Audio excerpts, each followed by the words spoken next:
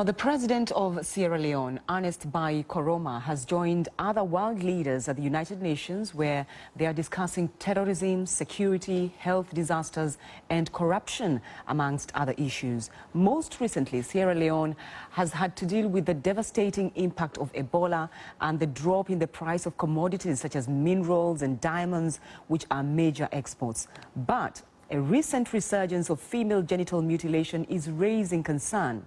Here is what one 28-year-old woman told our reporter. This sit down on my chest, this they mask me and this they mask me so. They held me and dragged me into the room, up to 5 or 6 of them. One sat on my chest, the others held my hands. Another 2 held my legs and spread them open. They gagged me as I shouted. Then she started cutting.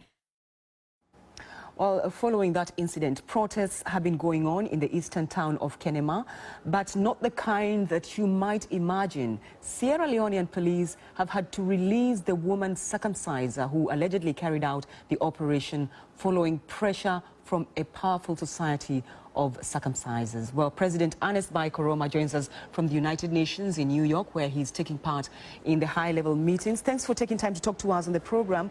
How does it make you feel when you hear such harrowing details from a woman in your own country? Well, it gives a terrible feeling. These are issues as a government we have been addressing in the first place by putting in place legislations that have to do with crimes against women. What has happened is simply a crime against a woman, and we have clearly defined the laws against that. We are still building on our capacity in trying to conduct investigations that will really ensure that the facts are identified easily and that the prosecutors will be given a clearly defined opportunity to move on with the process. You say clear, but we still have some... Yes, Mr. Press, sorry to interrupt you, but you're talking about clearly defined procedures, clearly defined laws.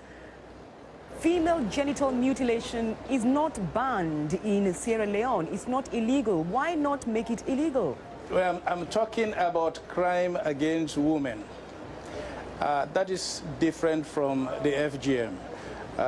Rape and assault, crimes against women, and I have made it very clear that any crime against a woman is a crime against the country. And that is why the laws are very clear on that. Would you condemn female genital mutilation? Well, we have been engaging with our communities on building the sensitization. Let us know that it is a culture that we have to maybe condemn in the end, but for now, because of the social issues around it, we engage with the people concerned, and we have succeeded in getting all of them to believe that it should not be against the will of the person involved. So you would not condemn female genital mutilation? That was the question. My position, as I have indicated, is that we are still engaged. I mean, we are talking about a society, you're talking about something that is entrenched in a culture. And for us in the leadership, we have to remain engaged.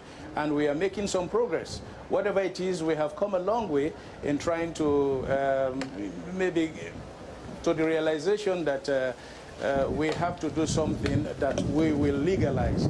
But for now, the engagement has been making progress, and we will continue to strongly engage to ensure that in the end, all of us come up with a law that will be acceptable, a law that we can implement. When you talk about making progress, one wonders why your government rejected the £6 million grant from the UK government to help tackle female genital mutilation. What happened? We are engaged. I think you have to be very clear and understand it. I mean, we are engaged with the women concerned. It is a question of sensitizing them. It's a process, and I must say that we have made some progress. We are getting there. It's not just a question of a one-off action. We are engaged and will continue the engagement.